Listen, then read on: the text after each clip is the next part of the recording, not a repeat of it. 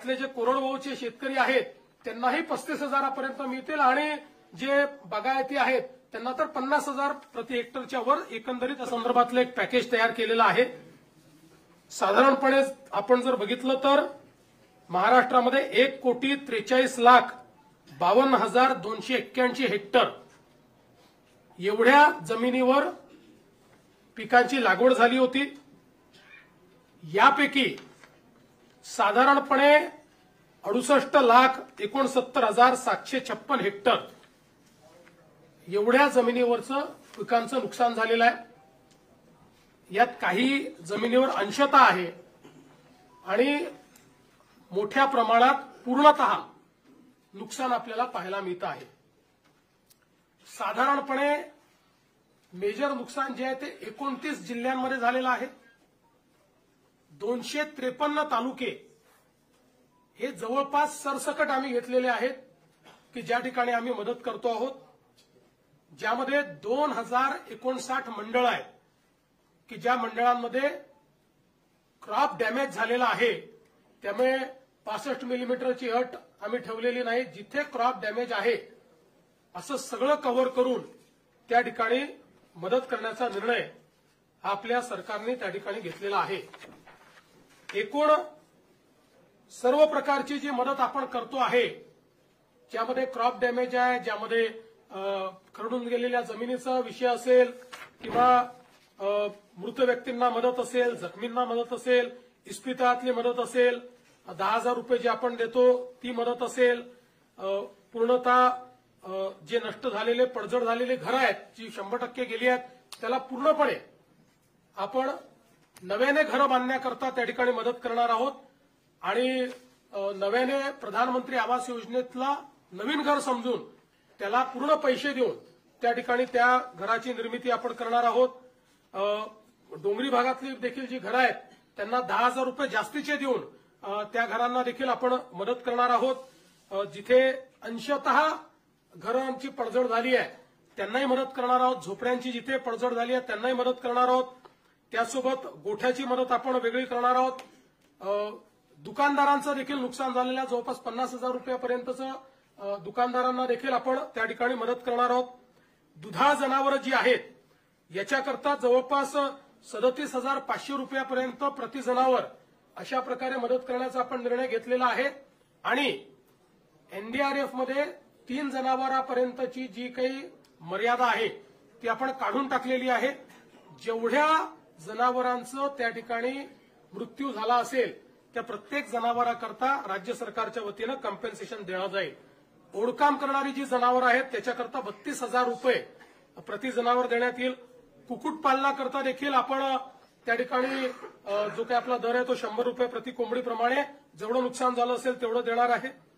विशेषतः खरडून गेलेली जी जमीन आहे हा एक अत्यंत महत्वाचा विषय आहे, कारण शेवटी शेतकऱ्याला सॉईल आणावं लागणार आहे, माती आणावी लागणार आहे आणि त्याकरता मोठ्या प्रमाणात त्यांना त्याची मदत आपल्याला करावी लागणार आहे आणि म्हणून आपण हा निर्णय केलेला आहे की 47,000 रुपये हेक्टरी त्यांना कॅश कॉम्पेन्सेशन आणि 3 लाख रुपये हेक्टरी हे नरेगाच्या माध्यमातून आम्ही त्यांना देणार आहोत।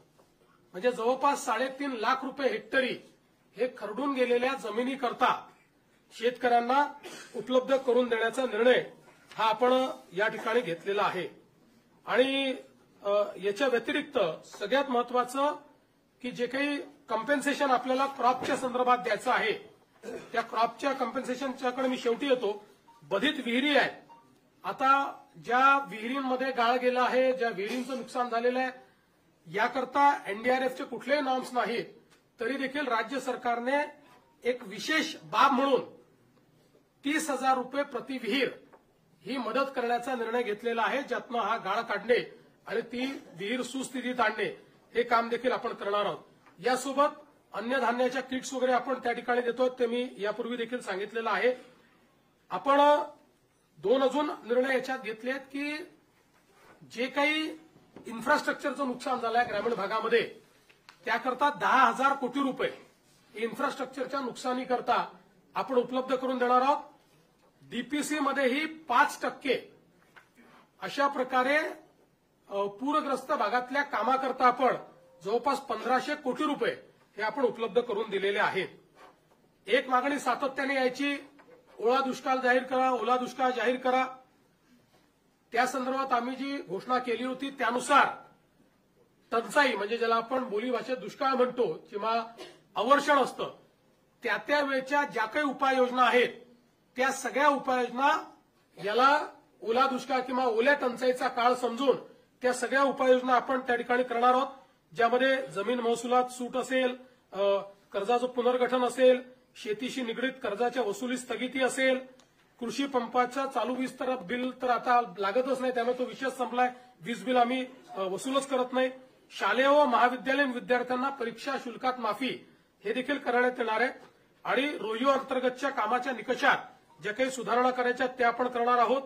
आणि विशेषतः अतिवृष्टी व पूर परिस्थितीमध्ये हे जे काही तालुके आपण जाहीर केले आहेत तिथे शेतीच्या वीज पंपाची जी काही वीज जोडणी आहे ती त्या ठिकाणी अबाधित राहील, त्याचं नुकसान झालं असेल तर त्याची भरपाई मिळेल.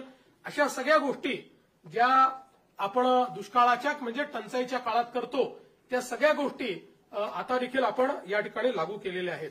आता मी याच्याकडे वळतो की आपण शेतकऱ्यांना जी थेट मदत करणार आहोत, म्हणजे ही आधीची सगळी मदत शेतकऱ्यांनाच आहे, पण क्रॉप कम्पेन्सेशन.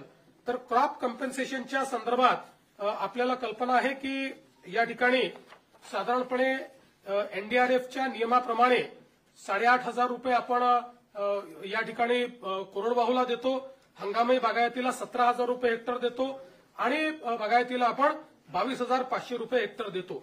त्याप्रमाणे जवळपास या ठिकाणी आपण 65 लाख हेक्टर करता 6,175 कोटी रुपये देण्याचा निर्णय केलेला आहे. ते पैसे आपण देणार आहोत. आणि याच्या व्यतिरिक्त आपण हा निर्णय केलेला आहे की आता आमच्या शेतकऱ्याला किमान रबीचं पीक घेता आलं पाहिजे, त्याकरता बियाणं असतील किंवा इतर गोष्टींकरता आपण प्रति हेक्टरी अतिरिक्त 10,000 रुपये देण्याचा निर्णय केलेला आहे. त्यामुळे याकरता देखील 6,500 कोटी रुपये आपल्याला लागणार आहेत. म्हणजे आता जर आपण विचार केला तर जो कोरडवाहूचा आमचा शेतकरी आहे यांना हेक्टरी 18,500 रुपये मिळतील. जो आमचा हंगामी बागायती शेतकरी आहे त्याला 27,000 रुपये हेक्टरी मिळतील. आणि जो आमचा बागायती शेतकरी आहे त्याला 32,500 रुपये हे हेक्टरी देण्याचा निर्णय केला आहे. याच्या व्यतिरिक्त जवळपास 45 लाख आपले शेतकरी जे आहेत यांचा विमा आपण उतरवलेला आहे. विमा उतरवलेल्या शेतकऱ्यांना याच्या व्यतिरिक्त आता त्याचं कॅल्क्युलेशन चाललेलं आहे, पण याच्या व्यतिरिक्त अगदी कन्झर्वेटिव्ह साईडला जरी आपण पकडलं तरी ज्यांचं पूर्ण नुकसान झालेलं आहे अशा शेतकऱ्यांना साधारणपणे 17,000 रुपये हेक्टरी विम्याचे पैसे मिळतील. त्यामुळे आपण जर बघितलं तर ज्यांनी विमा उतरवलेला आहे अशा शेतकऱ्यांना साधारणपणे त्यातले जे कोरडवाहूचे शेतकरी आहेत त्यांनाही 35,000 पर्यंत मिळतील. आणि जे बागायती आहेत त्यांना तर 50,000 प्रति हेक्टरच्या वर एकंदरीत त्यातले जे कोरडवाहूचे शेतकरी आहेत त्यांनाही 35,000 पर्यंत मिळतील. आणि जे बागायती आहेत त्यांना तर 50,000 प्रति हेक्टरच्या वर एकंदरीत पैसे जे आहेत ते या ठिकाणी प्राप्त होणार आहेत. आणि साधारणपणे आपण जर एकूण राज्य सरकारने या ठिकाणी जो काही आता याच्यावर नियतवेग दिलेला आहे त्याचा एकत्रित अंदाज बांधला. आम्ही याच्यामध्ये साधारणपणे इन्शुरन्सचे पैसे जे आहेत ते 5,000 कोटीच पकडलेत, पण आमचा अंदाज आहे 7,500 ते 10,000 कोटी रुपये आम्हाला त्यातनं मिळतील.